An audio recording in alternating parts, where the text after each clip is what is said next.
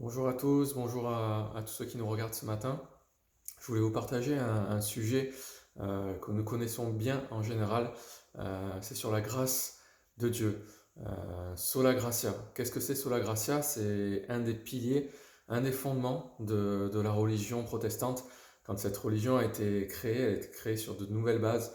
Et un des piliers principaux, c'est Sola Gratia. Qu'est-ce que ça veut dire? Ça veut dire par la grâce seule. Ça veut dire que nous sommes sauvés, nous sommes justifiés devant Dieu seulement par la grâce. Et ce matin, je voulais partager ce sujet avec vous parce que malgré le fait que Jésus se soit révélé à nos vies, qu'il ait changé nos vies, que nos vies aient été transformées, que nous marchons avec lui chaque jour, nous marchons dans cette grâce, bien souvent ou parfois, nous avons du mal à vraiment réaliser cette grâce dans nos vies. Nous avons du mal à marcher de victoire en victoire.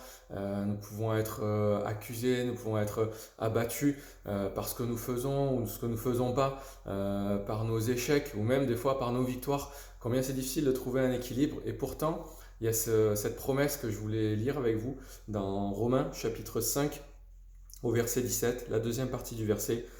À bien plus forte raison, ceux qui reçoivent l'abondance de la grâce, qui est le don de la justification, régneront-ils dans la vie par Jésus-Christ lui seul? Régneront-ils dans la vie par Jésus-Christ lui seul? Combien c'est un beau programme et combien je crois que c'est ce que Dieu nous appelle à vivre, à régner dans la vie. Est-ce que ça vous intéresse pas ce matin? Moi, ça m'intéresse et comprenez-moi bien, le but, c'est pas de régner sur les autres.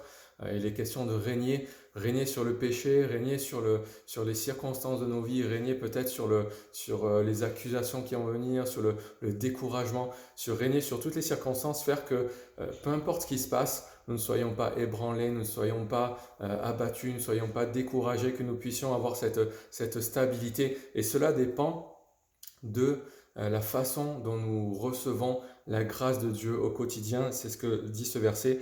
Ceux qui reçoivent l'abondance de la grâce, qui est le don de la justification, le fait d'être justifié par Dieu, ils régneront dans la vie par Jésus-Christ. Et je vais voir juste deux points avec vous rapidement. Premièrement, cela ne dépend pas de ce que nous faisons de bon. Et c'est important de comprendre ça. Et parfois, ça peut être un piège quand on marche avec le Seigneur depuis quelque temps, quand on fait les choses selon Dieu, on ne les fait jamais parfaitement, mais alors qu'on le sert, alors qu'on témoigne de lui, alors qu'on marche avec lui jour après jour, on peut avoir cette fausse pensée que nous sommes favorables à Dieu parce que nous faisons. Et je crois que celui qui le décrit le mieux, c'est Paul dans Philippiens, vous le lirez, c'est au chapitre 3. Je ne vais pas lire avec vous, mais vous le lirez. Paul dit que s'il y a quelqu'un qui a sujet de se glorifier de ce qu'il fait, c'est bien lui. Il a été élevé dans la religion, il est pharisien, c'est-à-dire c'était un des membres, des partis les plus stricts. Il était zélé, etc. Il dit que malgré toutes ces choses, le fait d'avoir toutes ces choses dans sa vie, il va dire qu'il les regarde comme une perte. Il regarde toutes ces choses comme de la boue à cause de l'excellence de Christ, à cause du fait d'être déclaré juste par la foi. Et vous savez, la loi de Dieu, elle a été donnée au travers de Moïse. Et le but de la loi, pour nous, c'était premièrement de savoir qu'est-ce que nous devons faire, qu'est-ce qui est bon, qu'est-ce qui est juste aux yeux de Dieu. On connaît cette loi, tu aimeras Dieu, tu aimeras ton prochain comme toi-même, tu ne voleras pas, tu ne tueras pas, tu ne mentiras pas. Et alors que nous faisons ces choses, nous faisons ce qui est bon aux yeux de Dieu.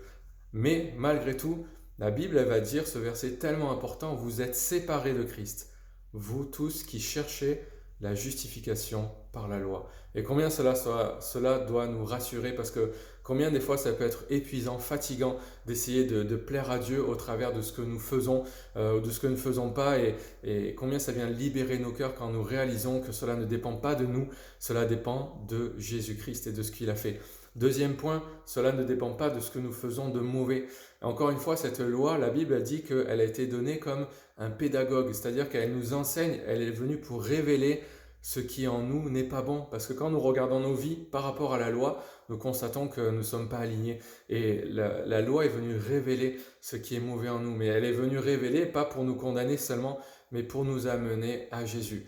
Et voilà, je voulais terminer ce matin avec ce message. Simplement, mettre cela dans nos cœurs et nous rappeler que la justification, notre justice, notre justification auprès de Dieu, elle ne dépend pas de ce que nous faisons, elle ne dépend pas de ce que nous faisons de bon ou de ce que nous faisons de mauvais, mais elle dépend seulement de ce que Jésus a fait il y a 2000 ans à la croix. Amen. La Bible, elle dit que il a fait une fois pour toutes, il est mort pour nos péchés à la croix. Il a effacé l'acte dont les ordonnances nous condamnaient et qui subsistait contre nous. La Bible a dit que il n'y a plus aucune condamnation sur nos vies. Amen. Alors que nous puissions prier chaque jour, méditer ces choses, et dire Seigneur, aide-moi à marcher dans ta grâce, peu importe ce que j'ai fait, peu importe ce que j'ai pas fait. Bien sûr, c'est pas la porte ouverte à faire n'importe quoi, mais je parle à des gens qui ont envie de suivre Jésus, de faire ce qui est juste, d'être juste auprès de Dieu.